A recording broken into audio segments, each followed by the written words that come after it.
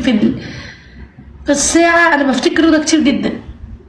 يعني أنا بفتكر رضا وأنا قاعدة وأنا ماشية، وأنا مثلا في الشتاء والدنيا ساقعة، أقول له تعالى يا رضا دفيني، تعالى يا رضا عشان بابا مش هنا، تعالى اقعد معايا. فكان يقعد معايا. لو مثلا ما كانش كان مثلا ببقى قاعدة هموت من التلج، أقسم بالله يا رب كان يحضني في ثانية كان جسمي بيسخن. أقول له يا رضا أنا مش هشغل الدفاية، أنت الدفاية بتاعتي. كان يزعل أوي ولا كان يلاقيني أعيط، كان يقعد يقول لي أنا هجيب لك فلوس كتيرة وما تعيطيش ولا تحطي في دماغك، أنا هشتغل وأجيب لك فلوس كتيرة. وماتي مع فيلم قبل ما يموت، مضى فيلم ومضى بازوكا، كان هيعمل إعلان لبازوكا.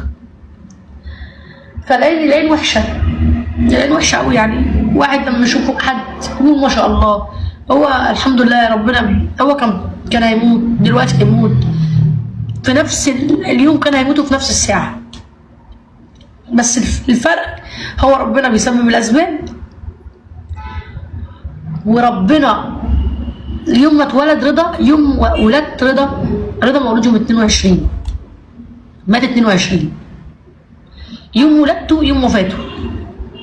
رضا مات 7 سنين بالظبط، اليوم ال7 سنين اليوم اللي هو توفى فيه.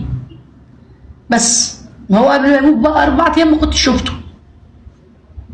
يعني 4 أيام قبل ما يموت ما كنتش انا شفته. اخر يوم شفته لما جبت له البيتزا، لما عملت له الاعلان بتاع، لما قلت له جايبه لك بيتزا وعامله لك مفاجاه. 4 أيام قبل ما يموت ما شفتوش. يعني لو كنت شفته مثلا قبل ما يموت او في نفس اليوم خدته في حضني ودعته، توعك عليا يا رضا مثلا، كان هو يقول لي انا ماشي، كان هو ما قاليش انا ماشي، ما قاليش انا ماشي، وانا ما كنتش شفته 4 أيام. فاتمنى ان هو يسامحني وانا والله كنت بحبه جدا.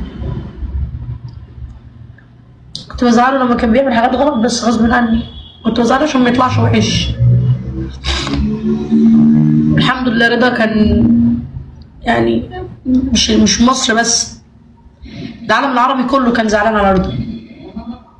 الناس كلها عزتني، اللي جاي من السعوديه ومن الامارات ومن الكويت ومن تركيا واللي جالي من ليبيا، ناس قطعت التذاكر وجات لي العزاء ومشيت وقولوا لي والله ما نعرفك، احنا ما نعرفكيش، احنا عارفين رضا، متابعين رضا وعارفين رضا.